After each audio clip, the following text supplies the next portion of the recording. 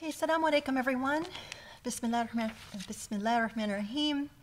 Welcome to another amazing session with the Book of Illuminations. This has really been an amazing journey, and I'm so excited to continue on. I think we left off at wisdom number 7 last week. First, as usual, I always have to call attention to the brilliant, amazing khutbah from yesterday. The title of it is When #Hajj is Not Safe, and the Jihad, and in parentheses, hard work of moral deliberation. And it was, as always, a really powerful education into what's happening in our world. Sheikh actually started by citing a really important article that he said every Muslim should read. The title of it is Middle East Autocrats, Islamophobia, and Reverse Orientalism. It's by John Hoffman. And this was published on Bridge, a Georgetown University initiative. We will have links to it in the weekly email, of course, as usual. It's a really powerful insight into what is happening, how basically Middle East governments, rulers have really weaponized Islamophobia and reverse Orientalism. He starts by talking about how Orientalism has really, if you look at Edward Said's arguments in his book Orientalism, the West has really has certain tropes that they use in order to justify their approach. I mean, this has been something historic in dealing with the Middle East, and today Middle East governments actually use a sort of reverse Orientalism, arguing that Muslims are not ready for democracy, that democracy is something that would cause, mayhem. And let me give you just one really insightful quote. Sheikh goes into it, so he will do obviously a much better job than me recapping it here. But what was interesting is the use of scholars, Islamic scholars, who toe the line and support these very counter-revolutionary narratives. One person or a couple of people that were cited in the article were obviously Sheikh Abdullah bin Baya and his student Hamza Yusuf. Hamza Yusuf argued, speaking about the Arab Spring uprisings, that these uprisings, quote, represented a loss of reason, morality, and human dignity, and led to widespread chaos, confusion, and civil wars. So it's a whole argument that really, again, supports this idea of, don't think too much, leave your moral deliberations to those in power. And basically, if you take this approach, which is pretty much the mainstream now, it's we will do the thinking for you, we will do the moral decision making for you. You just follow what we say. That's what Middle East autocracies tell us, and it's a really important article. It obviously removes any of our moral accountability. It just sucks actually everything out of our religion and our faith and what we stand for. It's part of obviously so much of what we talk about here. I wanted to share. I mean, we ask a lot of people. I actually want to take a moment to sort of praise people who follow our work and join us. And we oftentimes complain about how the state of the world is. But we have a lot of really, really smart, dedicated people who are dedicated to truth, who are looking for something much more meaningful, much more critical thinking oriented, and they find us and they stick with us. And I was actually really just touched that the person who wrote this article, John Hoffman, he's a huge supporter of Usuli, and it got me thinking that we have a lot of really smart people who are on this journey with us. So not the least of which, for example, 2 of our board members, Professor Nader Hashemi, who is now heading up the Georgetown Center, taking over for John Esposito, and then, of course, Professor Abdullah Al-Oda, who, he's the son of Salman Al-Oda, who is, the incredible scholar who is now languishing in Saudi prisons. If we went through the list of, even if you just look at the people who we, had endorsements for the Prophet's Pulpit too, these are people who are super smart, top of their field, and really dedicated to the voice of reason and ethics and beauty. And so, I just want, for all of the sadness that I know people have written to say they feel because they see that our numbers are not, like in the millions, like some of the, pop scholars and whatnot. I have to say that, the people who we share company with, and that's all of us who stay on these videos, who stay with the halakas, who are now tuned in on the Book of Illuminations, this is a very special group of people. I mean, I have to praise everyone who is with us because, they're not satisfied with the status quo, and they don't accept this type of narrative that comes out of the Middle East. And, we know that even if you think about the time of the Prophet, peace be upon him, there was a small group of people that really, held this message and made it survive even to our time today. And so, it makes me think about, this is kind of a random connection, but, we lost a very important person in our world this week, Daniel Ellsworth. He was probably one of the most important whistleblowers of our time. He was the one who came forth with what's called the Pentagon Papers. He took a lot of risks. This was, a long, long time ago, back in the 60s and the 70s. He revealed that the U.S. government knew that the Vietnam War was a no-win. There was no way that we were going to win, and that they had covered up a lot of things. And so, I mean, we know, the story of whistleblowers, or, today Julian Assange is another, huge name when you think of whistleblowers. When I see someone like that pass in our time, I mean, I don't even really know very much about the history of the Pentagon Papers, but I, revere a truth teller, a whistleblower who sacrificed so much. And, I feel like a connection with that person, and I feel the loss. And, I feel like in the space that we are in, these truth tellers, whether they're Muslim or not, are so precious, they're so rare, but we're so connected, right, by this overarching mission and this conviction that truth matters, and that, truth requires sacrifice. And of course, Sheikh in our, Muslim context is one of these superstars, along with these scholars that are with us on this journey. And, and then by association, all of you who are with us and support us, and, stay in touch with what we're doing and are looking for a way to, elevate. Last week, in my weekly email, I wrote my frustrations about how we, had finished a 3-year journey with the Quran. The Sheikh is the only scholar that in our time, in our lifetime, has completed a tafsir of the entire Quran. There's not even anyone who's done it without doing a good job. It's like no one has done it since, something similar to it since Muhammad said 40 years ago. And how the Muslim community is absolutely silent.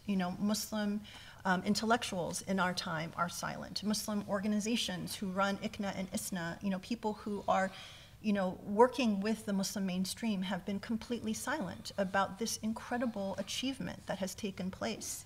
But I got a lot of really beautiful responses, people who reached out who also felt that similar frustration, and also, sort of like a why is that? And, it occurred to me, through a lot of these communications that, obviously we are in a time where a lot of people are not willing to sacrifice for truth, for, doing what it takes to be, active and, very critical in their thinking, and being very deliberative, as Sheikh talked about in the khutbah yesterday, in terms of their moral commitments, their moral approach, and standing up for what's right. But, I have so much hope in these kinds of communications from the small group of people that will write me, because I feel like, for every person who writes, there's probably 10 or more people who are not writing but feel similarly. And I feel like we are the ones that can make the difference. And it's just a matter of deciding, what is it that you would like to contribute? What is it that you would like to do? I had a teacher who wrote me and said, it would be amazing if, someone would write short articles about, different surahs that you covered in the tafsir, and because this is something that we could use, in teaching others. And so I turned it around and I said, that is an amazing idea, and would you consider writing that? And I believe that each one of us has something, that we can contribute within our spaces, within, the people that we touch, to know about, this type of work, that there are people here that are committed to this approach, being active, being, truth tellers, truth seekers, people who are willing to do hard work in understanding their faith and taking it seriously. And I believe we are the ones that will make the difference. And so I just, I get so many messages from people who say they feel alone, they feel that they're searching. But I'm always proud that I think that when they arrive and find Usuli and see what we're doing and feel so encouraged, that, if you put all these people together, that is a force, and that force can make a difference. So I just wanted to thank people and encourage people to, keep fighting the good fight, and thank you so much for people who, let us know that you're out there and that you hear us and that you're supporting the work and that you are with us on this journey. So with that, I'm looking forward to another amazing session. Thank you for joining us, and alhamdulillah, thank you. بسم الله الرحمن الرحيم وسبحان الله العلي العظيم والحمد لله رب العالمين اللهم صل وسلم وبارك على الحبيب المصطفى النبي الأمين المرسل رحمة للعالمين خاتم الأنبياء والرسل أجمعين وعلى آله الأطهار الميامين وعلى أصحابه المختارين وعلى من اتبعه بإحسان إلى يوم الدين اللهم اشرح لي صدري ويسر لي أمري واحلل عقدة من لساني يفقه قولي يا رب العالمين. Okay, so the last aphorism or hikmah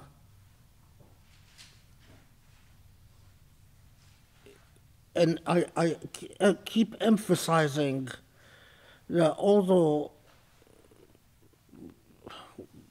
this is not a, I'm not, you are not a murid, and I am not a sheikh leading you in this journey, but in order to benefit the most from these hikam, do not understand them intellectually.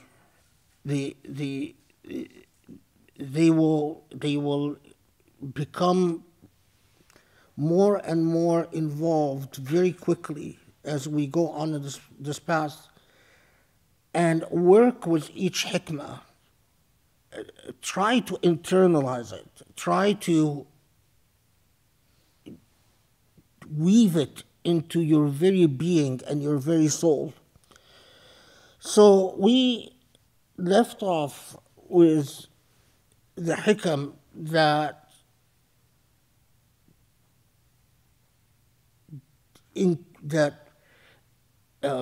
guide you or that advise you to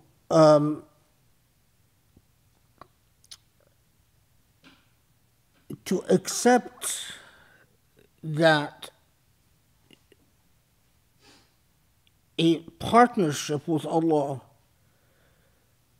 necessarily entails deference to Allah's will, not your will, and a deference to Allah's time, not your time, and to accepting that if you ask Allah to present you with what is best for you, then it would make very little sense to then be unhappy with what is presented. That's where these are things that, the point where we left off, I believe, of course, with all the details that we talked about. Because last halaqah we only covered, I believe, 2. Okay, so now we get a step further. And let me just first read the Arabic and then we'll work through the translation. إذا فتح لك وجهة من التعرف فلا تبالي معها أن قل عملك فإنه ما فتحها لك إلا وهو يريد أن يتعرف إليك. ألم تعلم أن التعرف هو مورده عليك والأعمال أنت مهديها إليه وأين ما تهديه إليه مما هو مورده عليك. So, basic translation, we have been so far sort of using as our basic translation this one, although we could have really. The disadvantage of this one is that the Hikam are not numbered, which,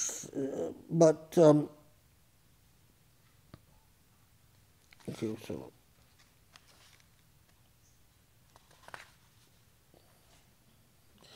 Yeah. Okay, so it's translated here with a little bit of liberty, but okay, let's see. So when Allah unfolds a realm of knowledge for you, get rid of the feeling that you are not qualified for that in terms of deeds. God opened up that for you because God wanted to make God's self known to you.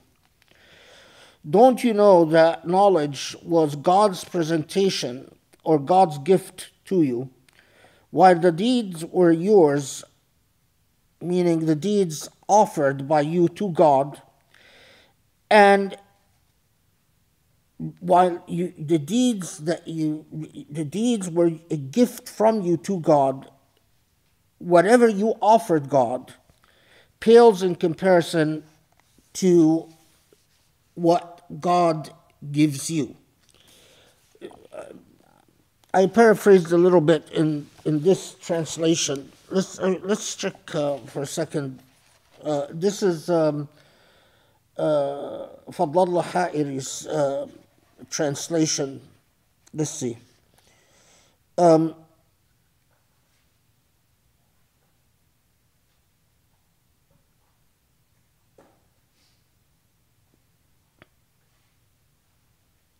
Yeah, okay.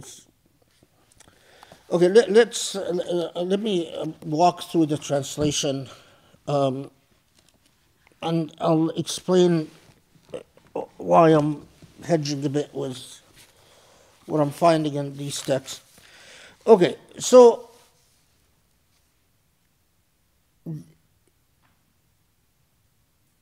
God's revelations, as we will see in a second, that states of mind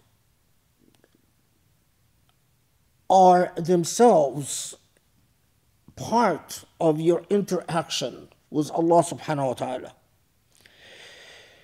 And in your journey,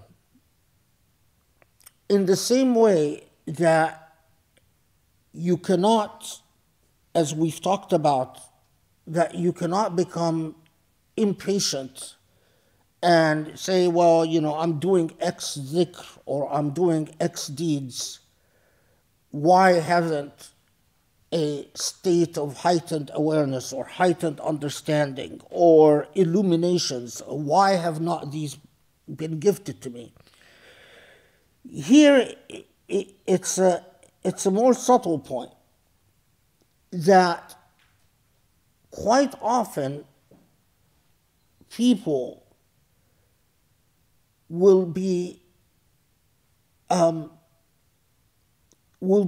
gifted a moment or moments of grace where they will feel a special sense of tranquility, they will feel a special sense of repose, will they feel a special sense of trust and security with Allah, where they will achieve an advancement. But quite often, because we are not accustomed to seeing these states of being or states of consciousness as gifts from God, and because we deal with the world in terms of causal terms, so which as we've talked about in the last halaqah, is a very, when it comes to Allah subhanahu wa ta'ala, it is presumptuous, to say the least. In other words, because we think, I invest X amount of effort, so I get X amount of yield. The purpose of this hikmah is basically to tell you a couple of things, but one is grasp onto these moments of illumination and don't take them lightly. When a lot of you might have this experience, that all of us would go on with life and suddenly you get this feeling that you want to pray more, or this feeling in prayer that you've achieved a state of awareness that you normally don't achieve. Or you suddenly get a longing to read the Quran and you feel a special affinity to the Quran. But unfortunately, quite often, we talk ourselves out of the state instead of grasping onto it as a gift from Allah subhanahu wa ta'ala and thinking of and imprinting it in our memory so that we can come back to it again and again when we go through times of confusion. We might allow it to drift away without repose and without reflection. Now, but there's another very important aspect to this hikmah. So note that first, in terms of the translation, that just to get the translation, if Allah opens to you, it means of a ta'aruf. A ta'aruf here has, again, in this type of discourse, a specific meaning, and that is a means to a heightened awareness of the divine. So do not think in terms of, do my deeds warrant a state of heightened awareness of the divine or not? God doesn't deal with you in relation to your deeds. These states are acts of grace, are acts of gift from the divine. And that such a state is not given to you except for the fact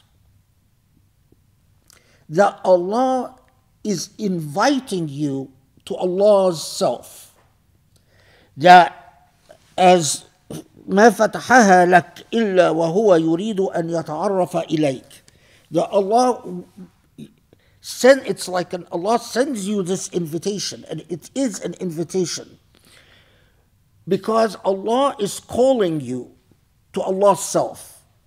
God is calling you to God. ألم تعلم أن التعرف هو مورده عليك. Don't you know, he structures it, or he poses it in the rhetorical.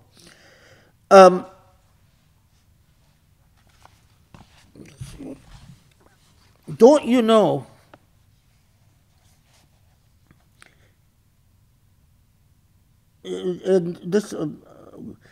don't you know that at-ta'aruf is this invitation to the divine self is indeed a gift, an act of grace from your Lord.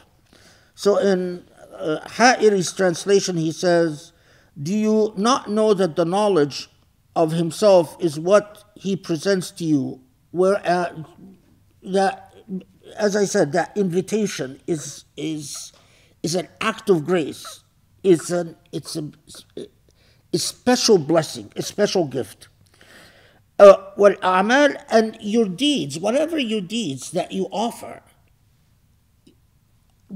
compared to Allah's grace, are nothing. So in other words, don't waste these opportunities by the self-doubt that often comes to people on this path by saying, well, I haven't fasted enough. I haven't done enough zikr. I haven't done enough prayer. Allah knows you don't. But so this is the raw translation. But there is other aspects to this hikmah that we need to get into. Okay.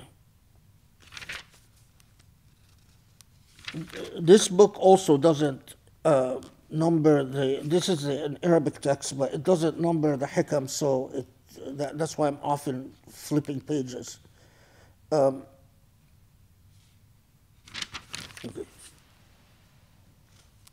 All right. So,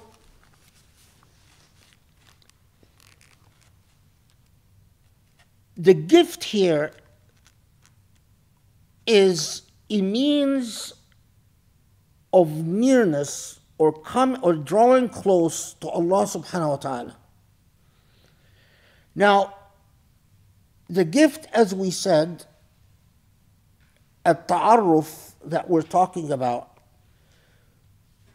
could be a state of a moment of clarity, a moment of tranquility, a moment of longing that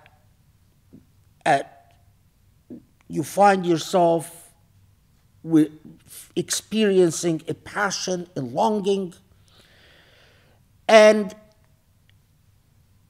holding on, investing that moment, that gift, that act of grace is critical. However, in this literature,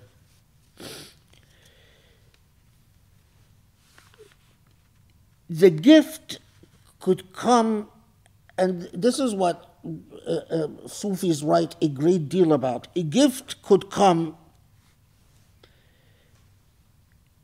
in a very different sense. Not repose, not tranquility, not necessarily clarity, but the gift of ta'arruf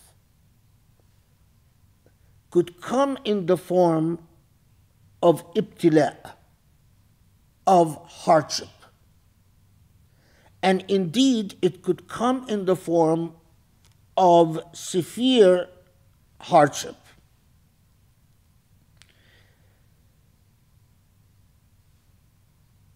Now,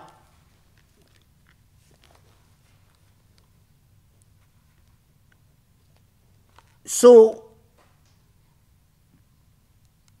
the author of at least you find in the شروح on الحكم العطائية says مثل الأمراض والأوجاع والشدائد والأهوال وكل ما يثقل على النفس ويؤلمها كالفقر والذل وأذية الخلق وغير ذلك مما تكرهه النفوس.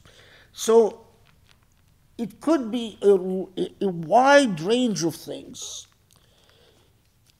that what human nature does not like and does not enjoy and would find a great deal of displeasure in experiencing, like illness, like pain, like disasters, calamities, or poverty, and so on and so forth.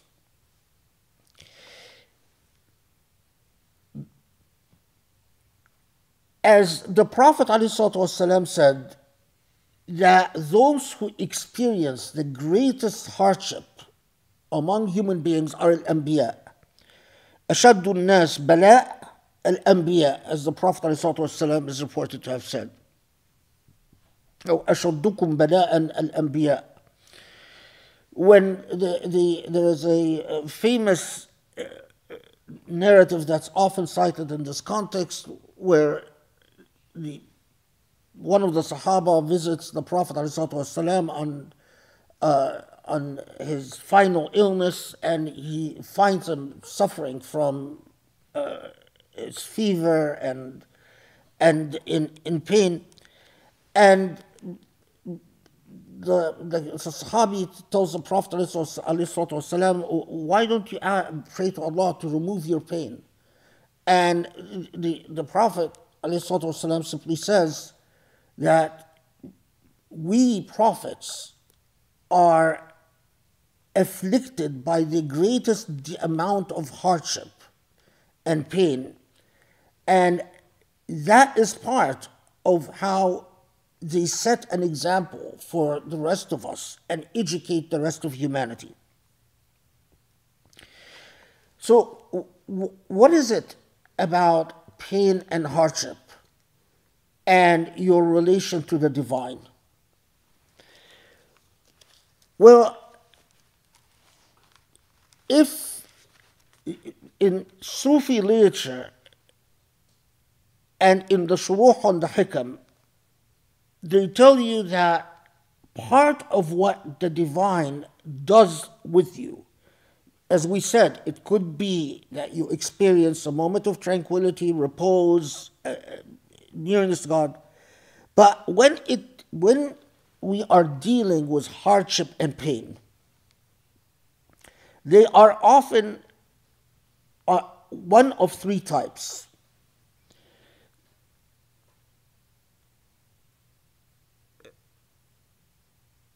عقوبة وطرد, punishment, and I'll elaborate on that.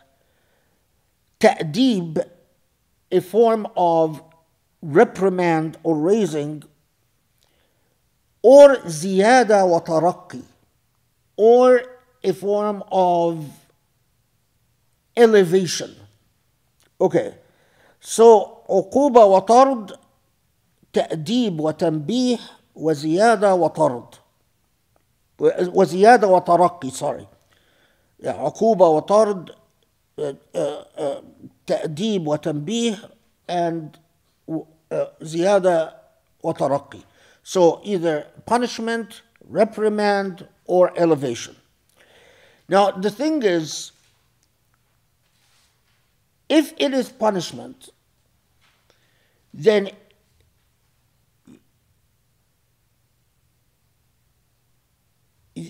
this is when Allah afflicts a person with hardship as a form of punishment for what a person has, with the sins that a person has committed. If the person meets this punishment with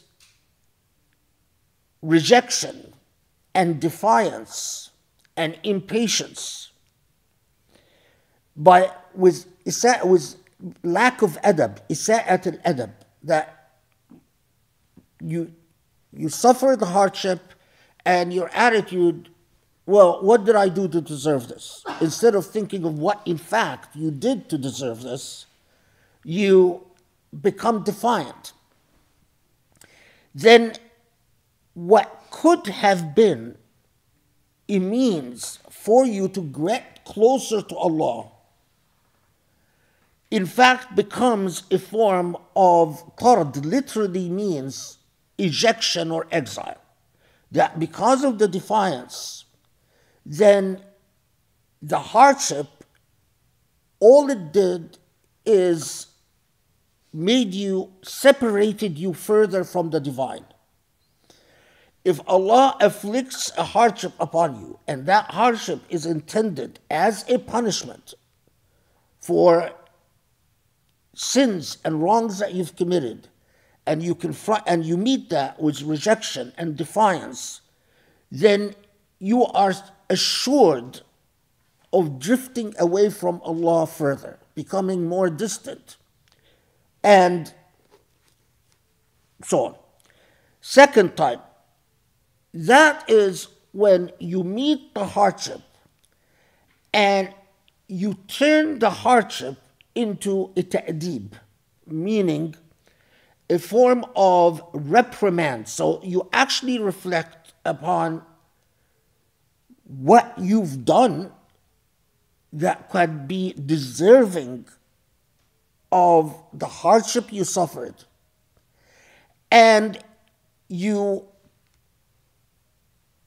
receive it with gratitude, because if instead of Allah allowing you to be in a state of obliviousness until the hereafter, the very fact that you meet the reprimand with gratitude, that will bring you closer to Allah. That when Allah finds that the ta'deeb literally means to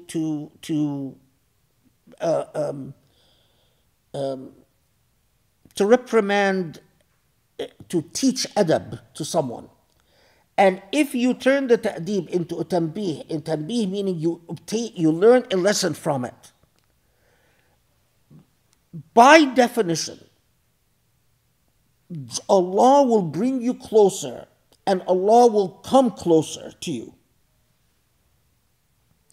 Now, hardship, however, could also play a third function. And that's what they call ziyada wa taraqi. Ziyada wa taraqi is, and best way to explain this is through examples, because otherwise it gets a little bit, otherwise it's a bit elusive. So among the shuyukh of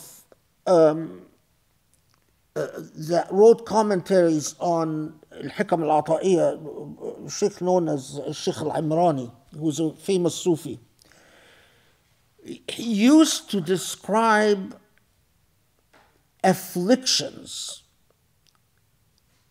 as gifts. At any time he is afflicted with pain or hardship, he would describe it as Laylatul Qadr. For him, Laylatul Qadr, the night of Qadr, was the night in which he is afflicted with hardship, not the night in which he is afflicted with or given ease. Why is that? Well, take another story. Imam al-Tirmidhi is, of course, he's a famous muhaddis. He has a famous collection, text of hadith. One of the famous scholars of hadith.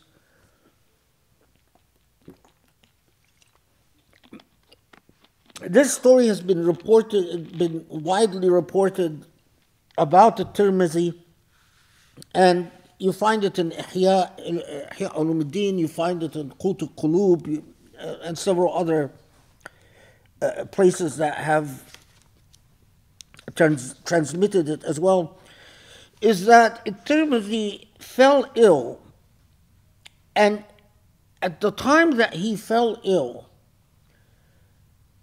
he had made plans before falling ill to intensify his prayer. And in fact, according to these reports, he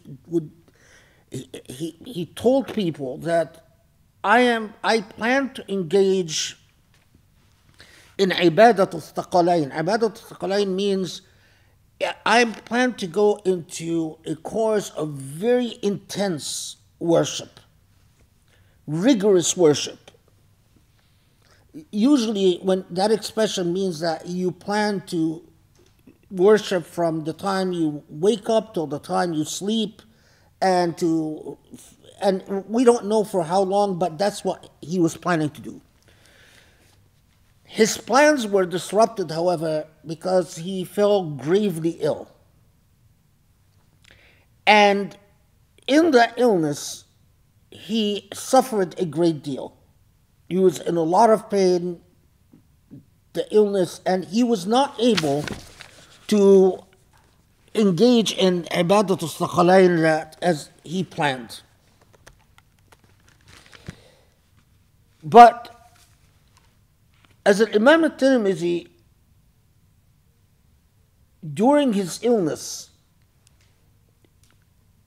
he engaged in what we will talk about in another aphorism in a second, in something called in a state of nazar, which basically means reflecting upon intense internal reflecting upon oneself and one's life and one's trajectory in life. And then he increasingly realized that his illness and his pain and the way that he supplicated and talked to God during this illness and his pain brought him closer to Allah than any amount of ibadah that he would have engaged in. And so he realized that Allah, knowing that he intended to try to draw closer to Allah through ibadah, Allah gave him what in fact made him draw closer to Allah far more effectively than any ibadah. So this is, I mean, I've abridged the story somewhat, but this is, so as they say, if you were sitting with your Sufi sheikh, he would tell you, بقدر الامتحان يكون الامتكان, that in proportion to how you handle the test is your level of success. But here the success, note that in this context we are not talking about the hasanat counter. We're not talking about adding your hasanat counter. We are talking about handling the hardship in a way that brings you closer to Allah and creates an intimacy with your Lord that but for the hardship, your own egoism, your own objectivity, your own distance might have, and in fact would probably have, greatly impeded your ability to be so intimate. And that hardship is often not a punishment, but in fact an act of love for the purpose of taraqi, for the purpose of elevation. So, as one of the very important lessons here, that you actually spend a lot of time talking about internalizing, doing exercises about. They tell you الحقيقة واحدة إن شربتها عسلا وجدتها عسلا وإن شربتها علقما وجدتها علقما. So what they're saying is, be aware that Allah gives you. Now, if you consider what Allah has given you to be poison, it is indeed poison. If you consider what Allah has given you to be honey, then it is indeed honey.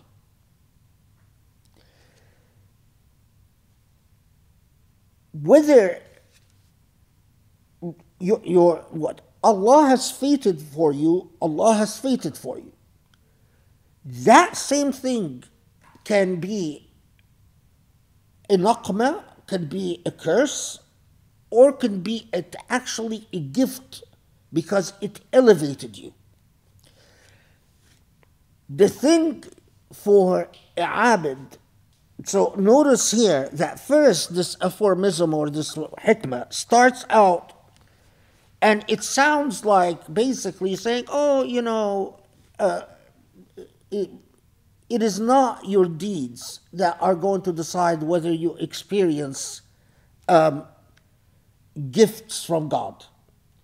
But then you realize what they're talking about is that the gift could indeed, and quite often is, not what we would normally call something good, is what we would normally call something bad, i.e., hardship. And why is it a gift? Because God indeed could be giving it to you, because God knows that no amount of dhikr, no amount of worship is going to get you to the level of illumination and the level of intimacy with Allah will not get you to a state of taraqqi that true hardship will. But the thing is, it depends on how you handle it. So I know this is hard, but think of the following. The Prophet ﷺ lost how many children? For all of us, if we lose a child, it becomes not a state of taraqqi, it becomes an absolute disaster, a complete destruction. But in every situation, the Prophet ﷺ lost a child, it became a taraqqi. The child is Allah's blessings make this child whatever hardship the child experienced on earth gets a millionfold in the hereafter. But the prophets are elevated by Allah subhanahu wa ta'ala to a level of nearness to God, often through pain and hardship. Now, God might know, if God knows that in fact hardship for you will break you, then God won't give it to you. But then know that your level of elevation and closeness to the divine has been capped. If Allah looks into your heart and knows that if Allah puts pressure on you, you are going to break, so Allah doesn't send it your way. But pain, I've said this in the tafsir, but this is the genesis of what I said. And this is not just theory, this is experience. You could sit and attend 1,000,000 halaqas. You could pray behind your shaykh 1,000,000 rak'ahs. But nothing disciplines you, gets you to see the reality of existence and the reality of life, opens your eyes to the light of the divine and the truth of the divine and the deceptions of all else, like hardship. If Allah knows that you have that potential and you are open to this possibility, then you will have ibtila' al-anbiya. Then it is nearly a guaranteed thing. I mean, in every experience I've had It always happens. The ibtila would be coming, but it is quite rare. I mean, I've actually never seen it. Allahu alam, and if the literature describes it as extremely rare, it is very rare that a person would be able to achieve taraqi without the cleansing power of pain.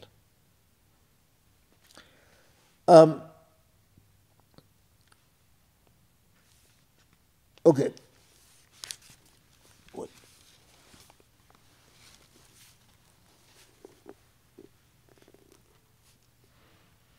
Oh, okay. I have 1 second.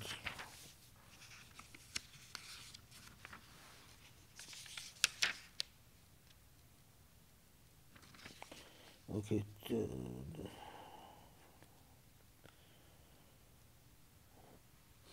Yeah.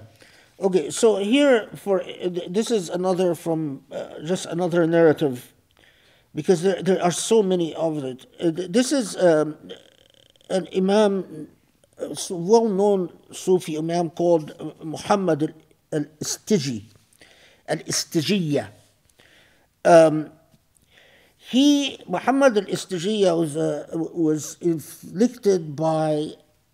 I don't know what the skin disease is, but apparently a skin disease that made his skin extremely sensitive, caused him enormous amount of pain, and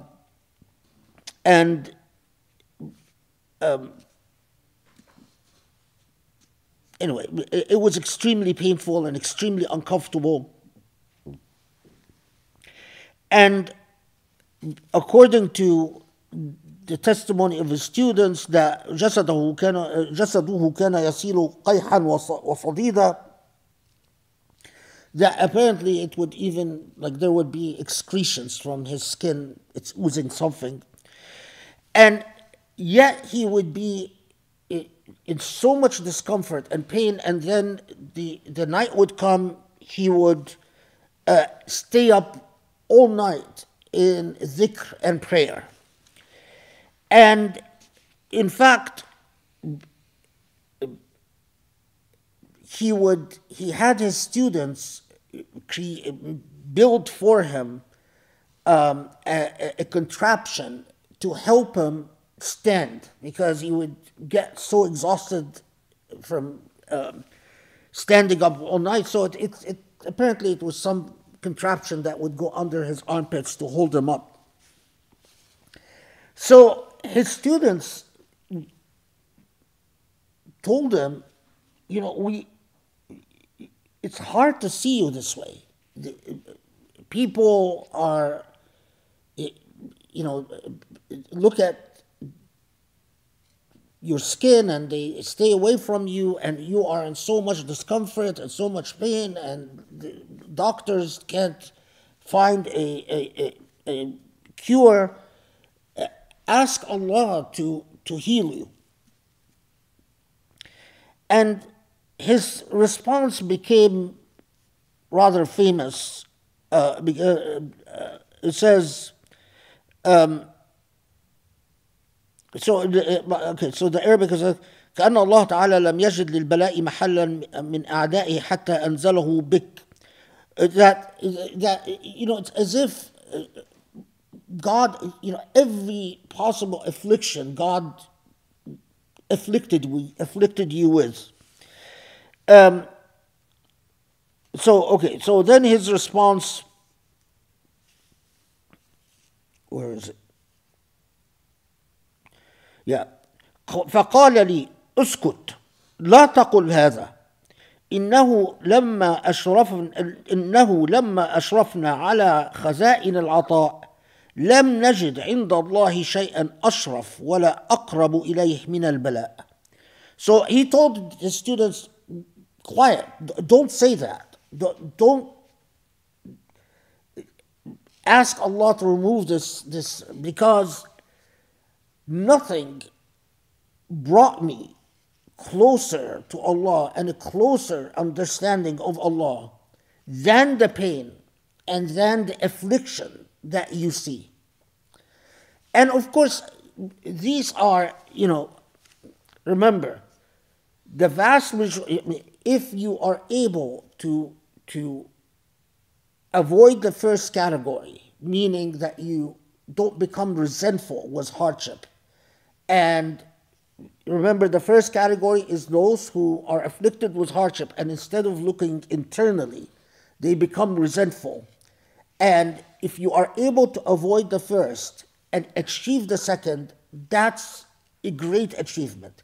Meaning, if you are able to look at hardship as a way of Allah educating you and avoid resentfulness and anger, that's a great achievement. For those who want the greatest level of elevation that we will be talking about, the irtiqa,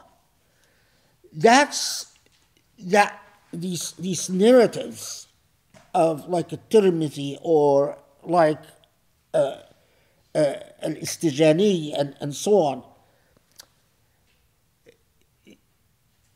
that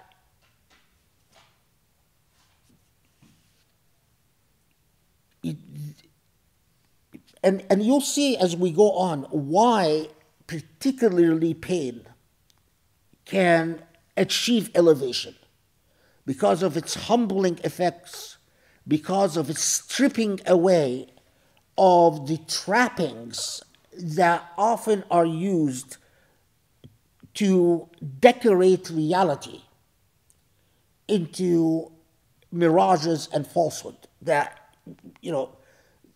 as zina, as we learn from the Quran, that the trappings that are often made to surround things are part of an illusion, a part of a delusion. And the human ego is so strong that quite often in order to see things without delusions, it must be thoroughly humbled. And hardship is humbling. That's just there are imams that eventually can achieve that level of humility without hardship. And in fact, Allah knows that hardship or no hardship, it doesn't really make a difference for them. But that's even a higher status, when you don't even, hardship or the opposite of hardship no longer elevate you. You are elevated in all circumstance. But that's something else. Okay. Now, as we will also see, you are strictly warned in the Hikam from asking for bala. No, don't ever pray for bala. That's arrogant and that's presumptuous. In other words, don't ever pray for hardship. Don't ever ask God for hardship. That's presumptuous. And there is a very famous story that you also learn about I forgot his name now, it's escaping me, but he was a Sufi, and he ignored the instruction of his teachers not to pray for hardship.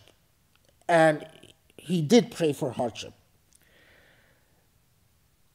Once hardship befell him, he became famous in Baghdad because he would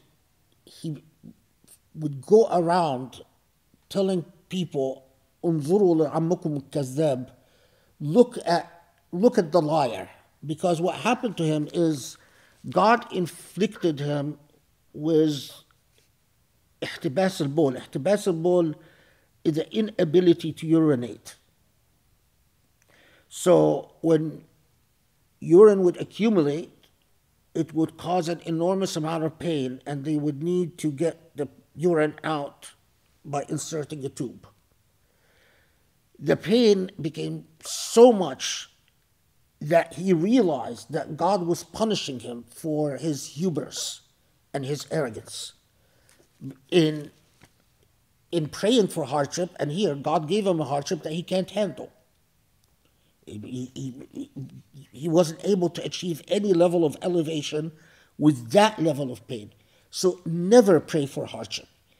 The other thing is that because you might think you're able to handle it, and then what God gives you, you can't handle.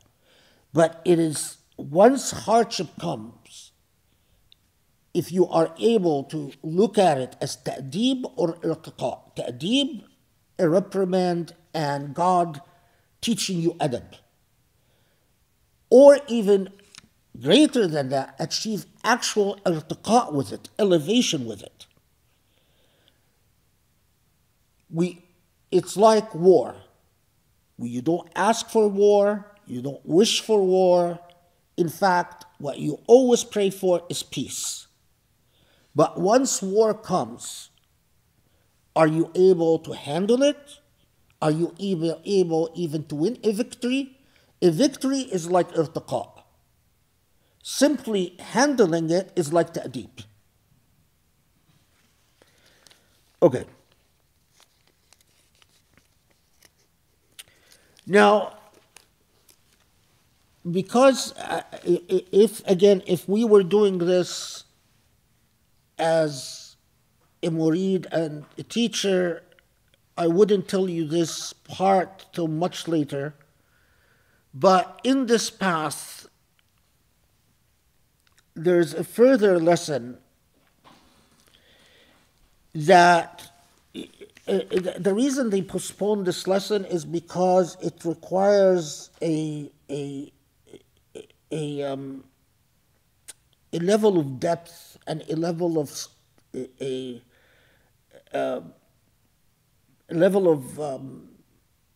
sophistication with this path, with this methodology. They tell you, لا سبيل إلى الوصول إلى المقام إلا بما يضاد المراد. So they tell you that whatever Allah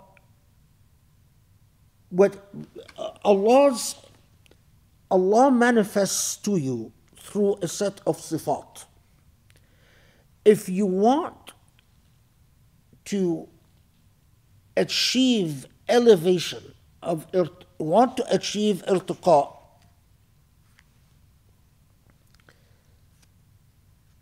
whatever Allah shows you, remember that Allah is showing you an attribute of the divine. As you experience the attribute, draw upon the opposite attribute of the divine. So, what does that mean? Allah deals with you you experience a great deal of mercy.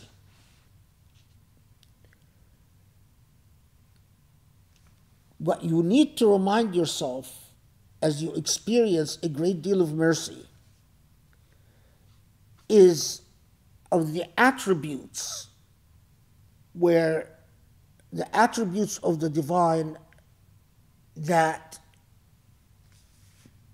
teach you constraint and deliberation with mercy. So you bring to the fore that, yes, you are experiencing Allah's mercy. Everything in your life is working very wonderfully because Allah is merciful and compassionate, and then you are well advised to also work on internalizing that God is merciful, but also God is muntaqim, that God is also avenging. Now, if you experience, however, hardship, then this is the time to internalize, because you're experiencing hardship, the opposite of that attribute of the divine. In fact, that you internalize the attributes of mercy within. It's like saying, whatever attribute Allah is showing you, it is only part of the truth. That is why life experiences are deceptive, whether in goodness or in hardship.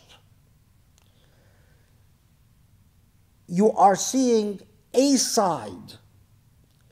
The wise person, as they experience a side of life, they would try to see the picture as complete as possible. And to see the picture as complete as possible, you must see a picture beyond what you are experiencing. So when the Quran, for instance, tells us, Inna ma'al usri yusra, that when you experience hardship, remember that with hardship there is ease. So, but this state isn't everything. So if you are experiencing lutf, you are experiencing grace, you are experiencing rahmah, then what completes that picture is that not all of life is going to be mercy and compassion and grace, and that the very act of mercy itself, while by all means you should enjoy it and celebrate it and be grateful for it, but use it to bolster up your ability to withstand the opposite of it. And when you experience hardship, remember in the throes of hardship that Allah is merciful, Allah is compassionate. Look to the other side that completes the picture of the truth. You are taught that the height of hikmah, the height of wisdom, is those who can this becomes so much an internal part of them that whatever they experience, their soul can complete the picture of reality, the picture of haqiqah,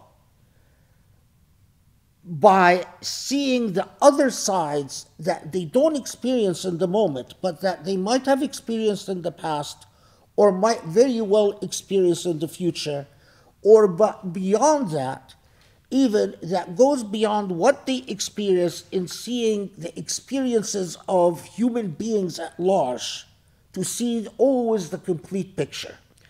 So, as Allah teaches us in the Quran, so that you are not لكي لا تفرحوا بما جاءكم, that you are not happy, but here تفرحوا means so that you are not irresponsibly happy. And at the same time, you don't despair. So for a person on this path, they're always on an even keel. When things are working out, they see the other side of things working out. When things are not working out, they see the other side of things not working out. They're always on an even keel. They're always balanced. And that's the height of wisdom. And it's, of course, as you know, it's easier said than done, but okay. So let's move on. I mean, of course, you can say much more, and you can talk about many more examples. There is a. I'll move on after this story, because it's. I've always thought the story. I don't know. It has always affected me. From a very early age, that in the book called Al-Hulya, Al-Hulya is a multi-volume work, it's about 12 volumes. I don't remember the name of the author, or it's not coming to me right now. But anyway, so, but it's been widely narrated in many places that there was, we have in the Islamic tradition these stories about, there are narratives about Isa alayhi salatu wasalam, about Jesus, as we will see. Some of these narratives you find in the Bible, some are you don't find in the Bible. But we also have narratives in the Islamic tradition about Banu Israel, about the Israelites. And because all of it is part of what is relevant to our message. So this story is that a sage, a abid, a devout sage of Banu Israel among the Israelites,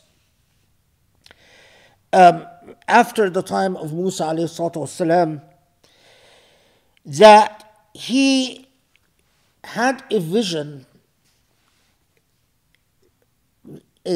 during his sleep that such and such woman is worthy of being his wife on earth and wife in Jannah. So he's a great mystic, and he basically received this message. I mean, of course, it's not a historical narrative. It's a narrative like a metaphor to convey a lesson. So he said, he asked about this woman that he saw in his vision, and he thought, wow, what does this woman do? How does she worship? What is her ibadah that is so profound that God sends me a message that this is the woman that you must marry on this earth, and this is the woman that must be your wife in the hereafter. So he goes around and he looks for her, he finds her, and then he says to her, I want to host you, I want you to be my guest for 3 nights and days. And of course, the point of him inviting her to be his guest for 3 nights and days is that he wants to see her ibadah after getting this vision. And she accepts to be his guest. And of course, he, according to this, as the story goes, he worships nights and day, and he is observing her. This is the whole point of the visit. But he notices that she actually doesn't worship nearly as much as he does. And he's confused by this. He worships much more than she does. He does much more ibadah. So what makes her so special that she is worthy of this vision? So he finally goes and he said at the end of the 3 days, and he says to her,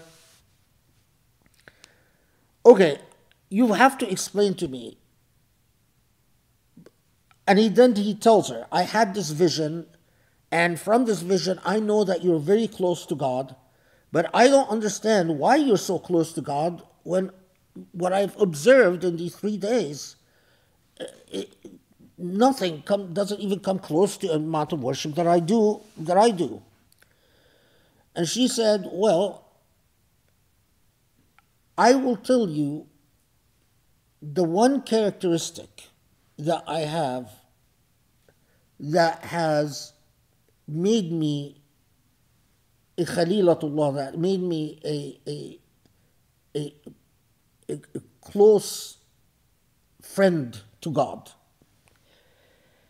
is that if I experience hardship, I never wish for something better.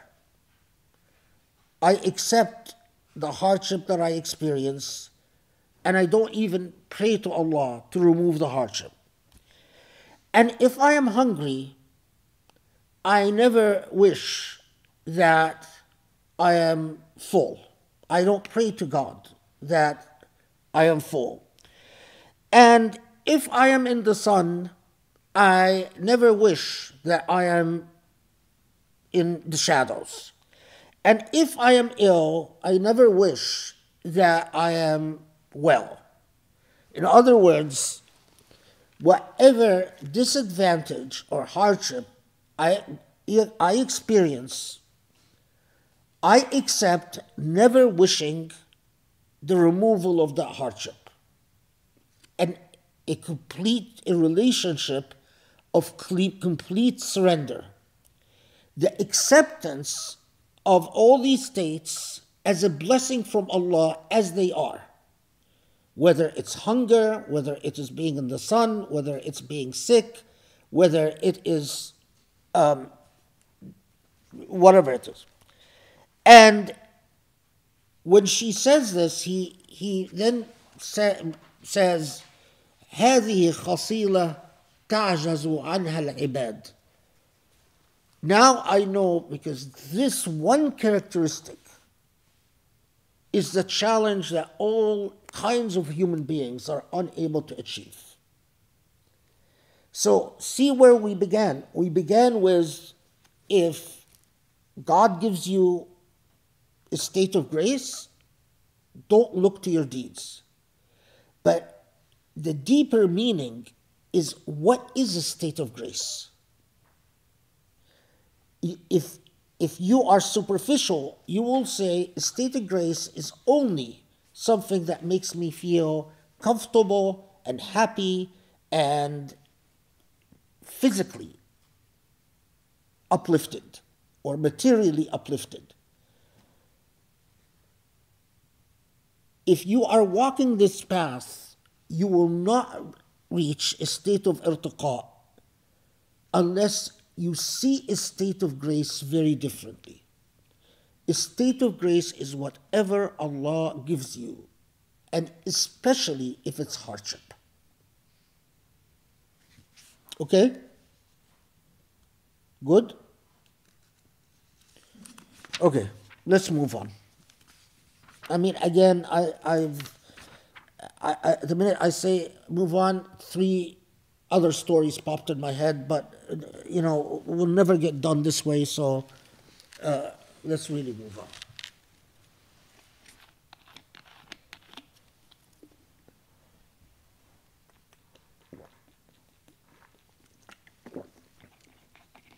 Okay. تنوعت أجناس الأعمال. This is 9. So, تنوعت أجناس الأعمال لتنوع واردات الأحوال. Translating this would be quite subtle, so let's see what they...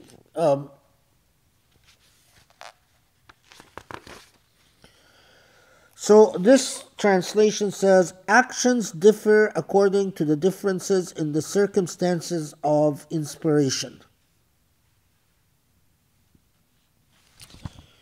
Okay, let's see. This one, 9. Actions differ because the states and receptivity of hearts differ. This is closer to... Ha'iri is closer to the meaning. Okay, so let's just... does this add anything? No,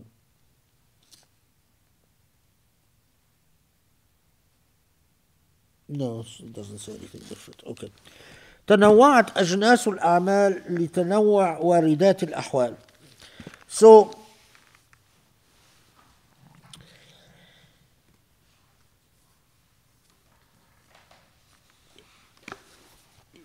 this actually, you'd be surprised how much time is spent on this very short aphorism that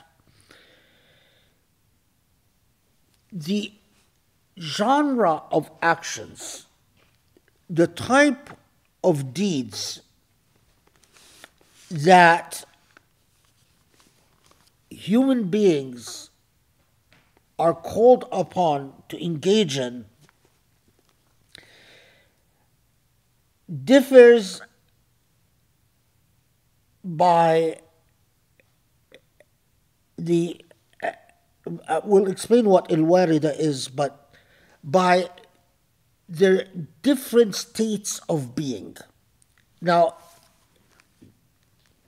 it is important here that the word warida is used, because in this field they talk about a khatir, a warid, an ihal, and a maqam. And this then becomes important. So, a khatir, a warid, a hal, a maqam. 4. So, a khatir is simply an impulse or an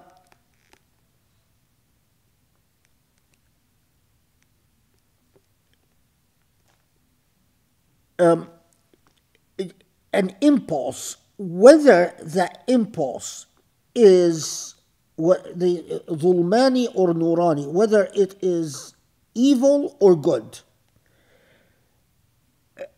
Al-khawatir are the impulses that come, whether they are of light or of darkness. Now,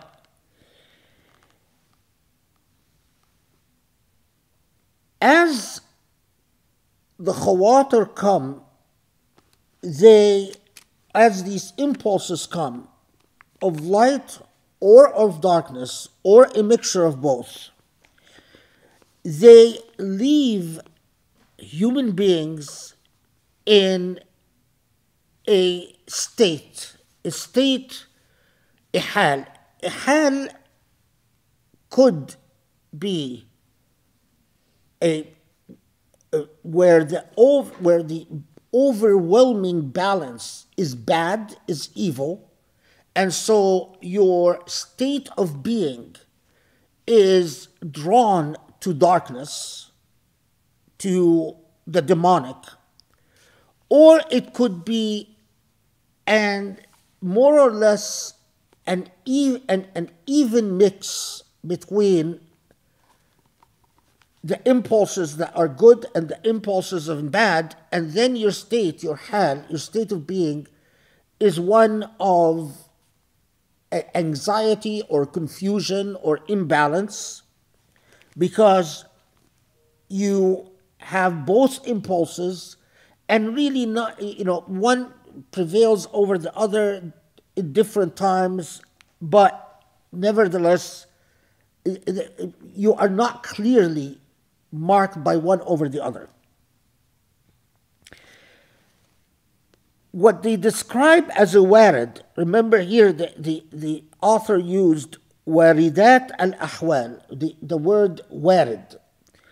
That what they describe as a warid in this field, that the act of systematic resistance of evil thoughts and evil impulses, thoughts of darkness, and the cleansing of such thoughts until your state of being is generally described as one of repose or tranquility or goodness. So you are not like a ship in a tumultuous sea being thrown here and there, but you actually have a stable being in which you are cleansed, or in which you are overall immune. Now, every now and then you will get a bad impulse, a bad thought, but your state of being is one of good. That's what they call iwarid. And iwarid is something that you work diligently to achieve. A maqam, and that's why in Sufism they say al-maqamat, that you are reaching from one maqam to another maqam in a state of elevation. A maqam is a warid that is da'im. What that means, that your state of being has become stable and unchanging. So that's why you reach towards Allah in a state of maqamat. You go from khawatir, you work hard to get your khawatir cleansed to achieve a warid, and then you work hard to stabilize your warid and elevate your warid into a maqam, into a more stable state. And in the Sufi path, there are various maqamat. It's like various, literally, steps, stable steps to the divine. Okay. Now, one of the greatest sources of confusion for people on this path is that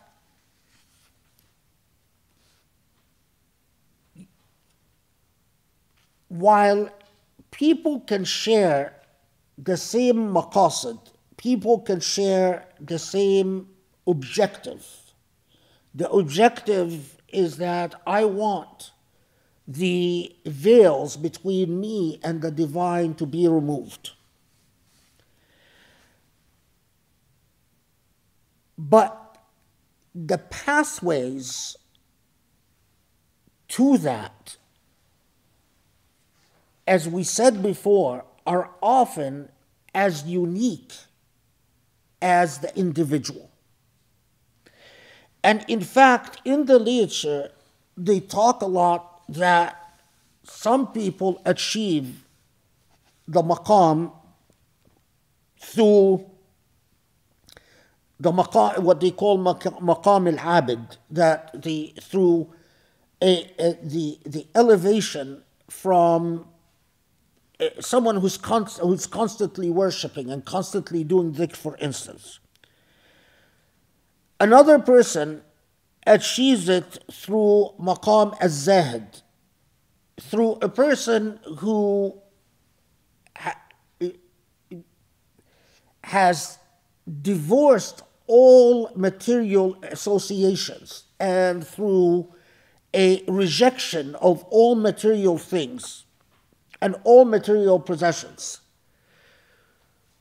While someone else might have achieved the same that goal of removing the veils between them and God through maqam al-arif, that through someone who has achieved it through reflection and illuminations and deep insight. So, while the goal is one, you will often find that the path is different. So, they say from that, لا يلزم اختلاف المسالك اختلاف المقاصد. That just because the pathways are different, it doesn't mean that the objective is different. So the significance of this is that you must know that each wird, each state of wird, is what Allah opens to you individually in the pathway to the divine. There are those whose wird will involve reading a great deal of books. That's their path. There are those whose wird will be a great deal of charity works. There are those whose wird is going to be a great deal of dhikr. There are those whose wird will entail or will involve a great deal of poverty and rejection of all wealth. Your job on this path is not to judge the wird of others, because that is the result of their state of being and God's response to their state of being individually. Respect the state of beings of others and focus only on your own state of being. The fact that your brother, your sister, your husband, your wife, your fellow murid, your closest of closest friends gets, if you're doing this with the sheikh, gets different advice from the sheikh to pursue a different course or a different test or a different sacrifice, is neither here nor there. The fact that this works for your brother or for your sister or for your husband or your wife, but it doesn't work for you, is neither here nor there. The entire focus is to learn to listen to your state of being and the way that Allah is interacting with your state of being.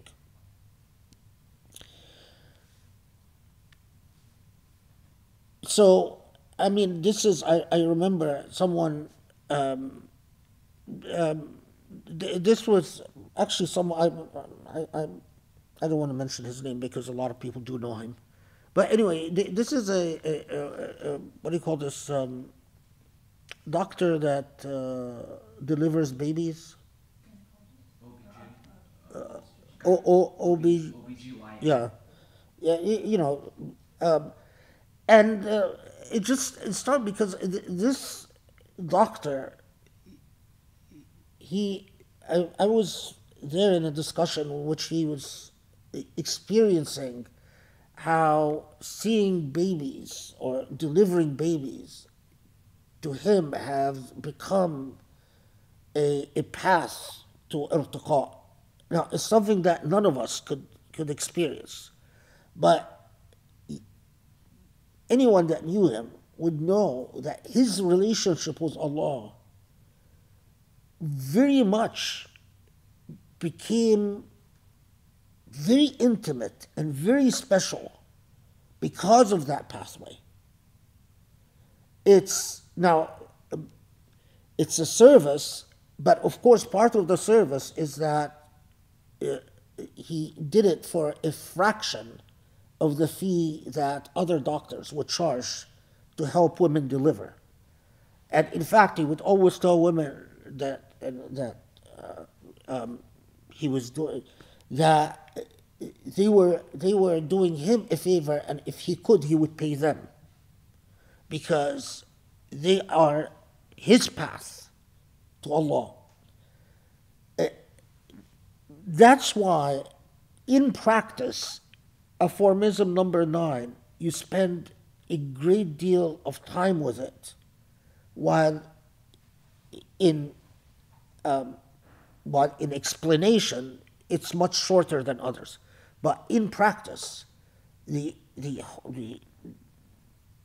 is a critical link in that passage, in that you learn not to look around and compare yourself to others, but to look within and to look at your relationship with Allah as truly special and truly unique. Okay, what time is it? 8:53. 8:50? Yeah, almost 9. Okay. Number 10 is take a deep breath and just relax for 2 minutes, because number 10 is going to be a bit of a lift. So just, get your brains ready. Okay, so number 10,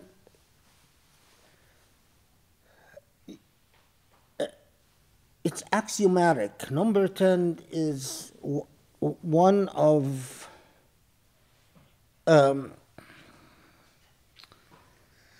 it's not just a step on the path of irtiqa. It is really critical to the entire faith, and I'll show you why, inshallah, in a second. So first, الأعمال صور قائمة. الأعمال صور قائمة وأرواحها وجود سر الإخلاص فيها. So the language here is very important. So this one says, actions are motionless forms, and their spirit and sustenance lies in the presence of a committed heart within. Okay, this one, Sheikh Ha'iri, says, actions are constructed forms, and what endows them with their spirit is the presence of true sincerity in them. Both are correct, but the subtleties here are important. So, أجناس الأعمال, الجنس is the genre of a thing, the type of a thing. So we say jinsul bashar, human species. So a jins is like the species of a thing. So it's telling you that actions are of a variety of species. What determines their truth is not the intentionality, as the translations tell that we've read. It's not the intentionality, but waridatul ahwal. Now, we've already, sorry, not waridatul ahwal, but sirrul ikhlas, but the secret, and we'll talk about the secret in a second, of sincerity. So, on the one hand, what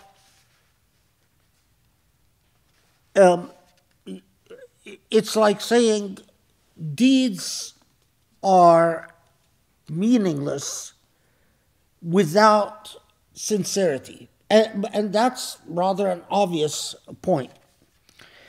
But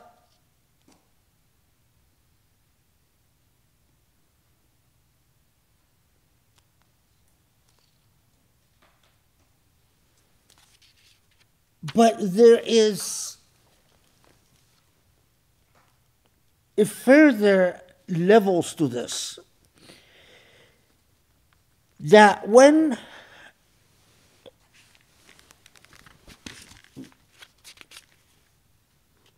okay, so first,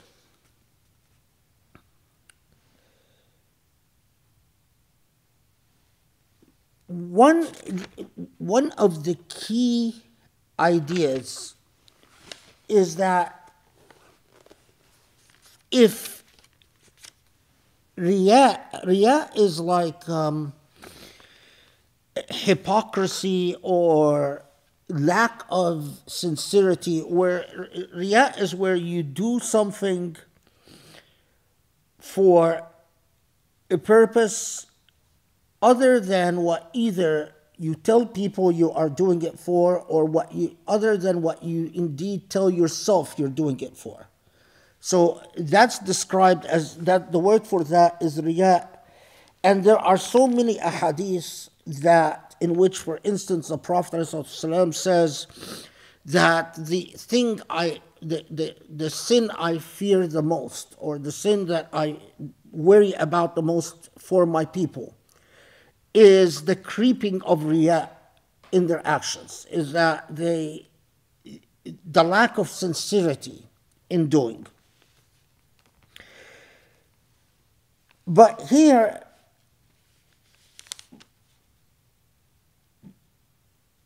of course, there are states of riya in which it is a vulgar lie, in which one is saying they're doing something for God, and as we will see, one of the greatest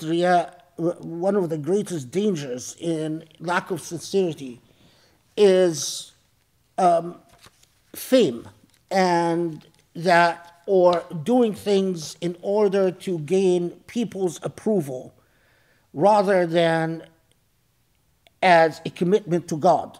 And as we will talk about, that in fact, on this path, you are affirmatively taught to eschew, to reject, to resist the temptation of fame, the temptation of seeking people's approval, because of the way that comes and eats away at sincerity. But we'll get to that, to this hikmah, which I believe follows this one right away. But that's this sort of this type of hypocrisy in its more vulgar form. But there is the more subtle point, is that when we think of our deeds and we are presenting our deeds to Allah, there is a distinction that they make here between al-amal lillah and al-amal billah. There are those who, let's assume sincerity, let's assume that in fact there is no hypocrisy, but option one is that you are in fact presenting a deed, doing your deed to please God, lillah, for God. The second one is beyond that.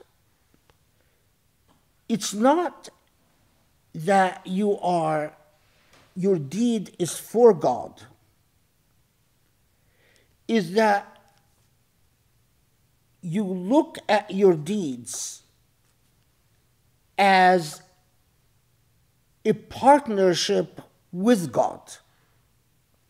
That in fact you understand the true nature of your deeds, that whatever good comes from God, whatever you do is part of a project, if you will, of an enterprise, a partnership with Allah.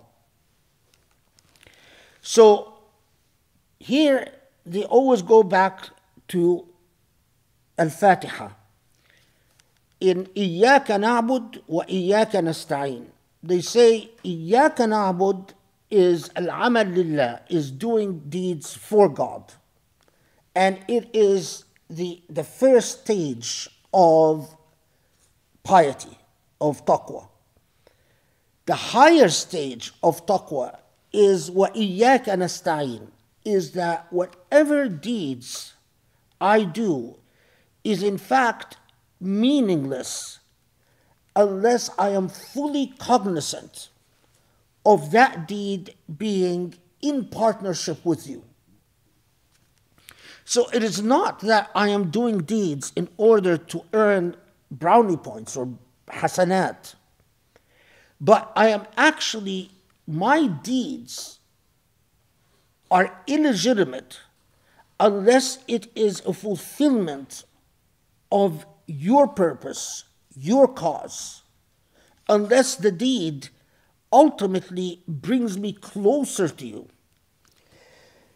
The first, the deed is done, as the language they say, لِتَحْقِيقِ الْمَثُوبَةِ, in order to earn a reward. The second, a deed with Allah, not for Allah, but with Allah, لِتَحْقِيقِ الْقُرْبَةِ, to achieve nearness. So, first is that you want a reward. The second, you want nearness. The first, they say, is لِتَحْقِيقِ الْعِبَادَةِ, that you are in fact worshipping through your deeds. The second, they say, is لِتَصْحِيحِ الْإِرَادَةِ, in order for your very will and your very intentionality to have a meaning at all. So it is not that you are doing deeds and saying, Allah give me. You are doing your deeds and saying, Allah, be a part with me in these deeds. Because all I want is to be closer to you. And my irada should be a fulfillment of you, not separate from you. My irada, meaning my objective, my purpose, my will, is a fulfillment of you. The first is what they call al-abid. Al-abid is a good thing, is a worshipper. But the second is what they call a qasid. A qasid is the wayfarer, the person who journeys. The first, remember when we talked about al-sharia and al-haqiqa, the first is ahkam al-zawahir, is the external aspects of laws and prescriptions. The second is al-qiyam bil-dama'ir, is the internal reality, the purification of will in order to achieve a partnership with Allah. So why is this so significant? Is that, remember we started out by saying that a law that doesn't bring us closer to Allah is misfunctioning or malfunctioning. And in fact, if you are presenting your deeds because you're expecting a reward or want to avoid punishment, you're pious. But you are not a wayfarer on the path of lifting the veils, so that you are not a wayfarer in the path of truth. As long as what motivates your deed is reward and punishment, you remain in that arm's length relationship with your maker. You are like a dealer. You're like like a business relationship. I do X, I want reward for X. And the terms of this relationship are defined by the formality of the interaction.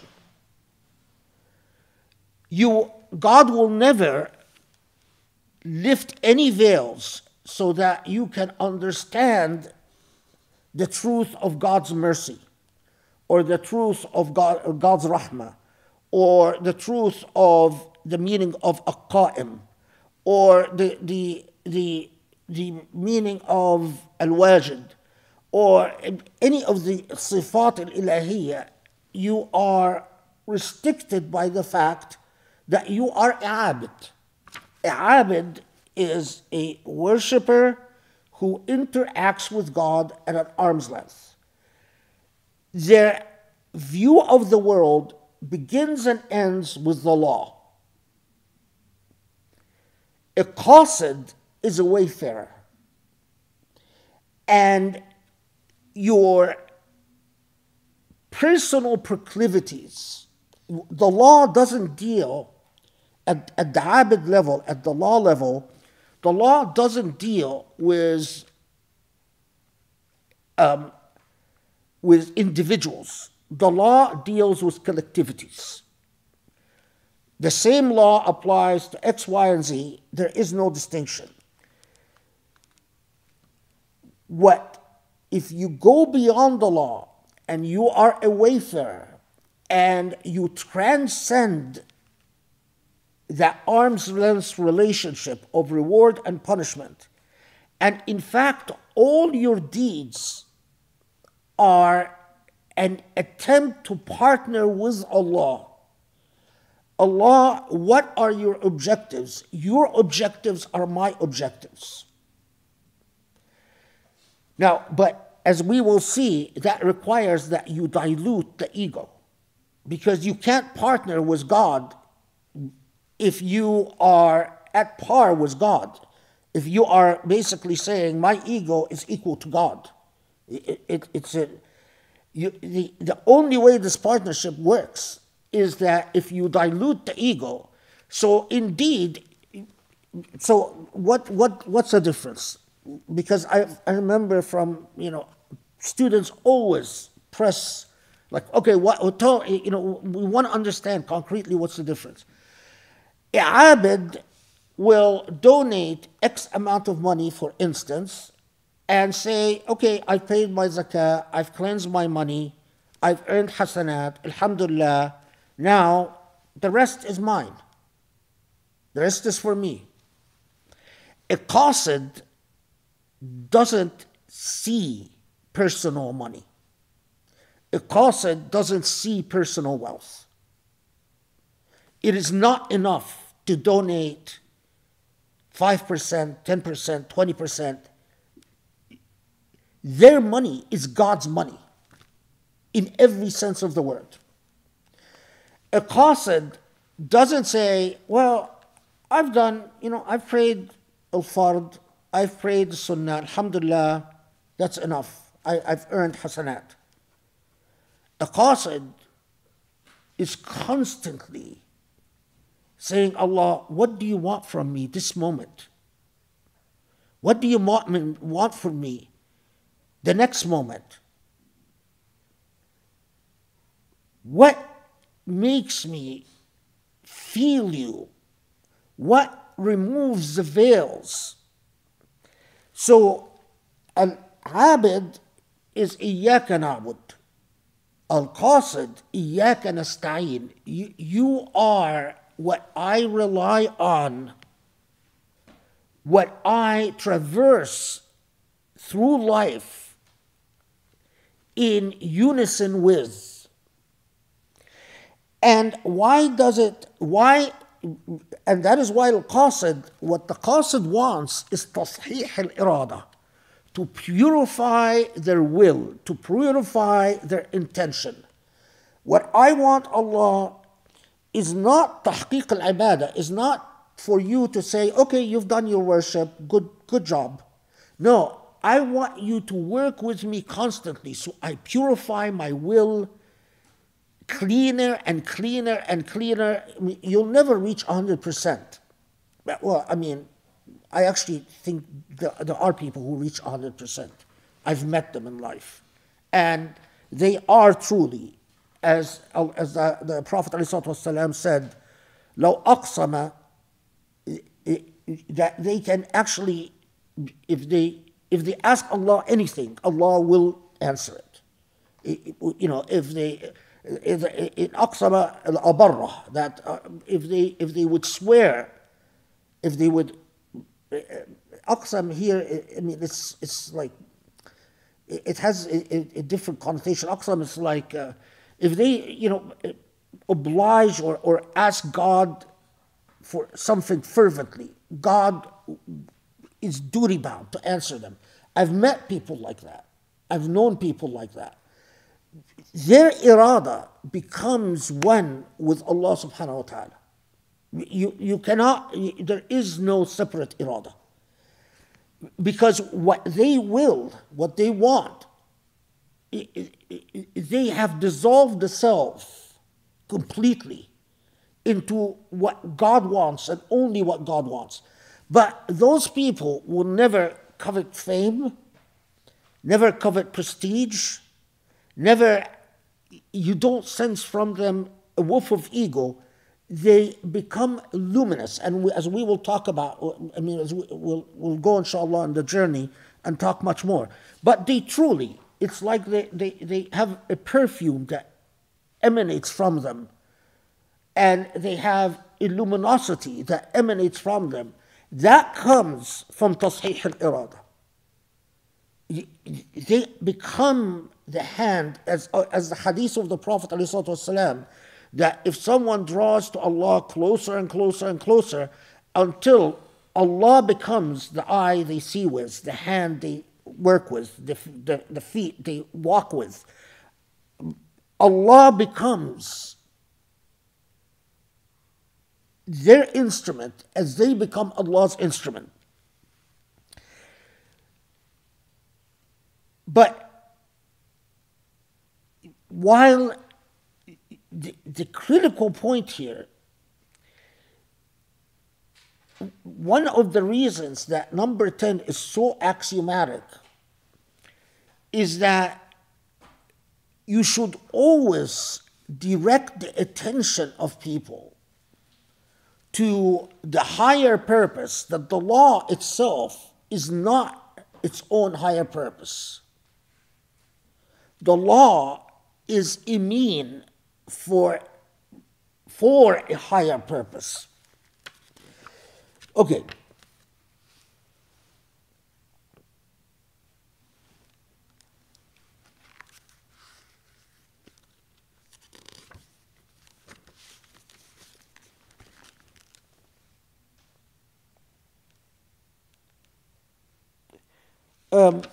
That is why in this literature you often talk about that you abandon your hawl and quwwah, that you abandon your sense of ability and strength. Your perception of power is that it is by definition illegitimate in your hand. And it is entirely an instrumentality to be used for Allah's purpose. If power is used for self-enrichment or self-promotion in the state of a qasid, it is by definition illegitimate. It's a status you work towards. It is not, you don't just simply assume that people exist in that status, because that assumption, when it is misplaced, it creates disasters, as inshallah we'll talk about. So,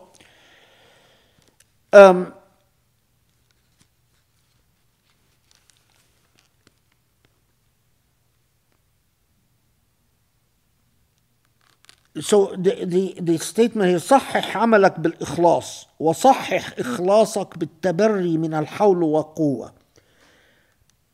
Purify your deed by sincerity, and purify your sincerity by deconstructing power, by abandoning al-hawl wal-quwwah, by abandoning the notion of power. That is why people who are close, if you in Islamic in adabiyat, in the Islamic literature, why is it that they always tell you a alim should not be in a position of power? Why is it that they tell you that a alim should not be close to those in power? That whenever you see a sheikh who is close to ministers and rulers and so on, you immediately become suspect. Immediately you become suspicious of their status. Why? Because power corrupts al-ikhlas. Power corrupts sincerity.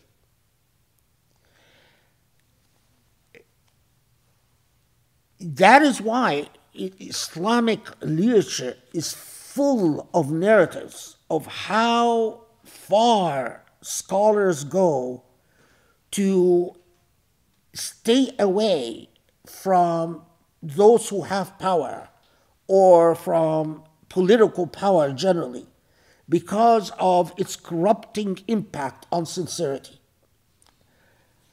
صحح عملك, perfect your deeds by working on your sincerity, and perfect your sincerity by eschewing al-hawl wa quwwa, by eschewing power, rejecting power.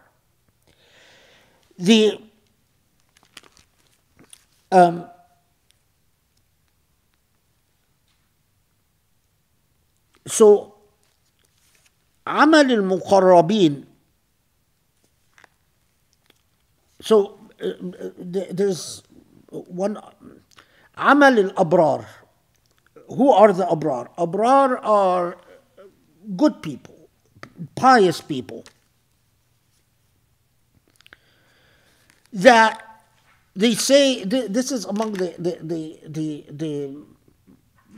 often learned precepts in relation to al-hikmah al-ashira, the 10th wisdom, that عمل الأبرار, the deeds of pious people, إخراج الخلق عن نظره في أعمال بره مع بقاء رؤيته لنفسه. So what pious people do is that you are doing good deeds. Because you're a pious person, you are doing good deeds. You don't care about whether people reward you or not. Your reward, the reward you want, is from God. So إخراج الخلق عن نظره في أعمال بره, that you are doing good deeds not because you want people to praise you, but because you want a reward from God. مع إبقاء رؤيته لنفسه, except for one thing, is that you still see yourself at the center of the deed. Meaning, I am doing good, I don't want people to reward me, but I want God to reward me because I am important. And because I want to be rewarded by God. I see myself as important enough to be worthy of reward. عمل المقربين. Now, as to the deeds of not al-abrar, not the pious, but the muqarrabin, those who are indeed friends of God, those who are close to God, مجاوزة هذا إلى عدم رؤيته لنفسه في عمل. That you go beyond that. It is not that you want a reward from Allah, but you don't even see itself to be rewarded by Allah.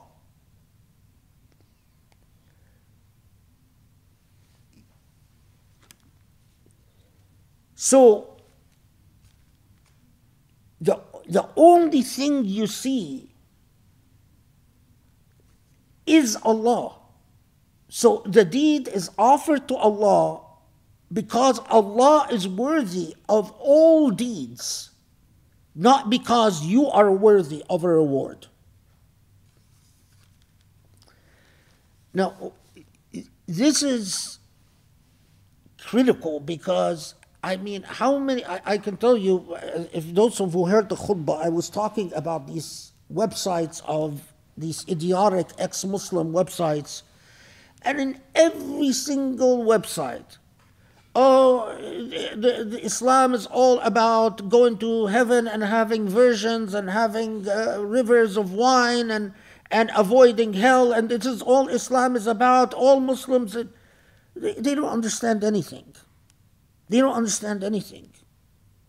That this is the first step in taqwa. You're like a child. You deal with God like a businessman. I give you, you give me.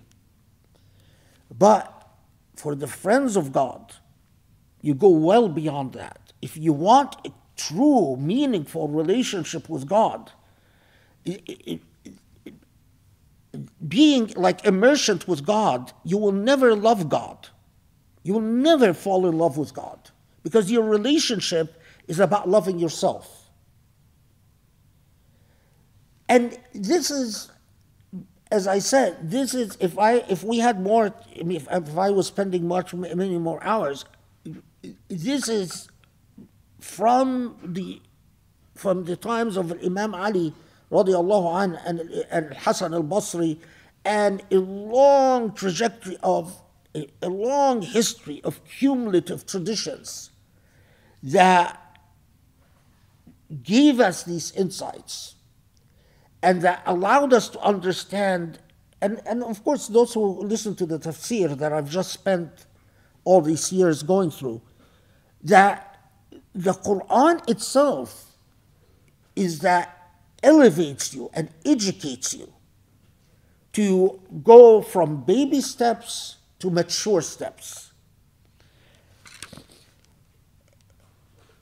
But you know, every time I get a message from a Muslim, I don't know what to say to the, I'm having a crisis of faith because one, you shouldn't be listening to these websites. You shouldn't even, as we'll talk about that.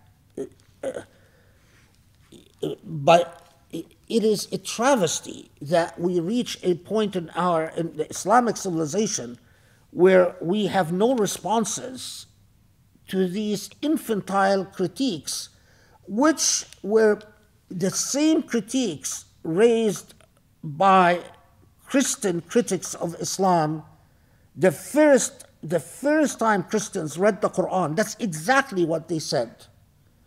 And centuries of Muslims writing interpretive works that basically said what should become common knowledge to these Christians and Jews and the critics of Islam. You don't understand the Quran. You don't understand what the Sunnah of the Prophet ﷺ is about. You don't understand what it means for someone to become, God becomes that person's hand and that person's eyes and that person. You don't understand when Allah talks about those that love Allah and Allah loves them. What is that about? You don't understand why Allah starts with focusing your attention to heaven and hell as a child. But do you want to be in a more meaningful relationship with Allah? You need to go beyond that. Because as long as that's all you understand, that's where your development is stunted. Okay, and all of this is in training the Iyyaka na'bud, that you turn the Iyyaka na'bud into a dhikr, wa Iyyaka nasta'een into a dhikr, so that you internalize within the self the difference between the abid, as we said, and the qasid, between the abrar and between the muqarrabeen, between those who will live and die within the purview of the technicalities of the law and those who will get beyond the law to a personal, individual relationship with Allah subhanahu wa ta'ala. Okay, let's stop here at number 10 for tonight, so I don't exhaust you and wear you out, and you won't start running away.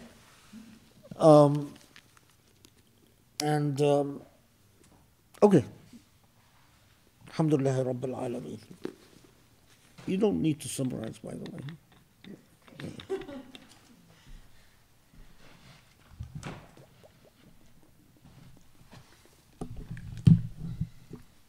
This is much harder than the tafsir.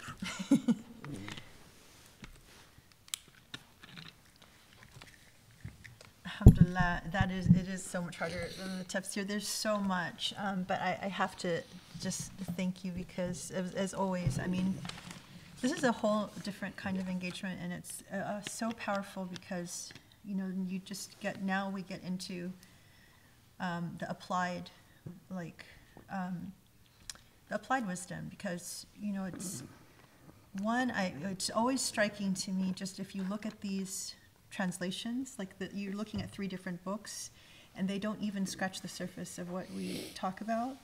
After you explain it, then it's like, okay, now I understand it, but I just don't know, like, how we would arrive at this deep understanding again without your guidance and your, you know, obvious your life experience and your you know, incredible research and study and reason and prayer and all of that. So in that sense, it's so much like the tafsir, but I mean, this is just really so valuable because it just takes us to a different level of understanding, alhamdulillah.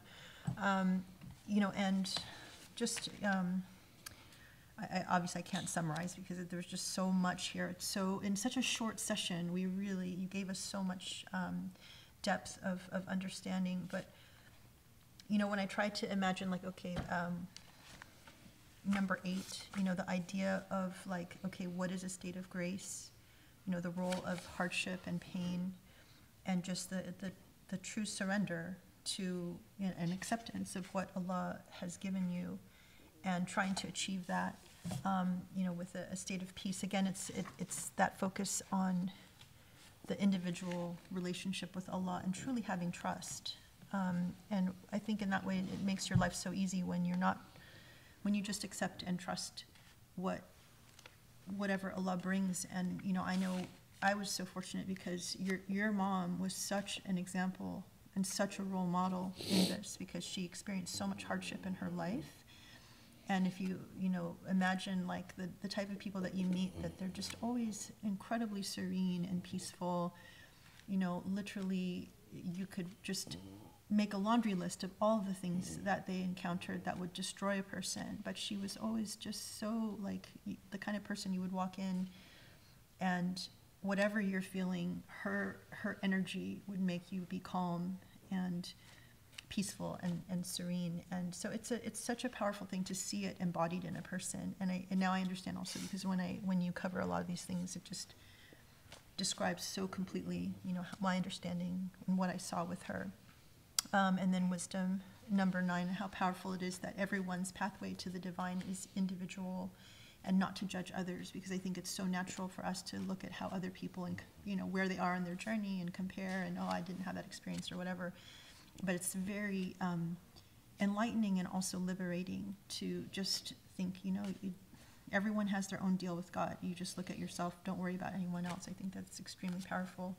And then the detail in number 10, where you actually walk us through, you know, the abid versus the aqasid, and, you know, being very specific about what that looks like in terms of even how you donate, how you pray, what your attitude is, if you are starting out as, you know, a worshiper as opposed to a wayfarer, and the you know, continuum of development, which I think it's hard, you know, we don't get that kind of detail in many places, or, you know, anywhere. So it's so valuable for understanding this journey and how to get deeper in and, you know, focus on God. So thank you so much. It's just, you know, again, just a wealth of knowledge in such a short amount of time. So I'm extremely grateful. Thank you everyone for being with us, for joining us, and I look forward to another session next week, inshallah. And I just want to say thank you because, when I look at all the people, first of all, if people are watching this on YouTube and you would like to join us, we have this laptop where we have, invite people if you want to kind of have a front row seat and literally see us right in front of you, to just email me and let me know. We can add you to that email list. But, when I look at everyone who joined us, they're literally from all parts of the world. So we've got, Chile, Puerto Rico, Canada, UK, somewhere across the country, driving, from California. I mean, California, Chicago, it's so amazing because, it's what a global community. So thank you, everybody, for being with us. It's really lovely. And also, let me just say one more thing. I know several people have mentioned that they would love to connect with others who would like to have discussions about some of the things that we're covering. So I know that Brian has offered to be kind of an organizer. I know people are in different time zones and whatnot, but if you want to be part of a group or maybe see if there's someone in your general location who would like to, you'd like to connect with to discuss, email me and I will forward your email to Brian. So my email is grace@usuli.org, and then hopefully you can make some nice friendships and have some really good, deep discussions. Inshallah, thank you again so much, and hope you have a wonderful week, and we will see you next week, inshallah. Inshallah. Okay. Assalamu alaikum, everybody.